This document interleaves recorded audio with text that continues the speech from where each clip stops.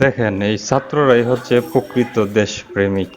রং দেওয়া দেখে মনে হইতেছে এক একজন কত বড় রং মিস্ত্রি, অথচ এরা আমার মনে হয় কোনো দিন রঙের ব্রাশ হাতে নিয়েও দেখছে না। এরা হচ্ছে নিঃস্বার্থ দেশপ্রেমিক, নিঃস্বার্থভাবে বাপের টাকায় খায়া নিজের পকেটের টাকা খরচ করে রং কিনে এই রৌদ্রের মাঝে সময় ব্যয় করে কত কষ্ট করে দেখেন কি সুন্দর রং করতেছে মনের মাধুরী মিশায়া এই দেশটারে সুন্দর করার জন্য।